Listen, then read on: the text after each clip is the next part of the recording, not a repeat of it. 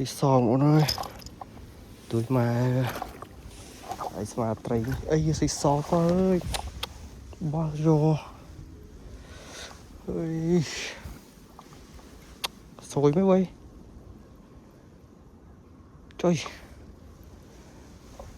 ô sôi như vậy mà chạy đau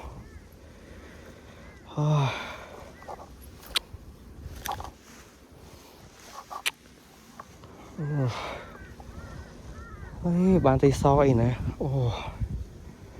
à ô về chừng cha hơi mùi chủ vật chu mà đong này ok cô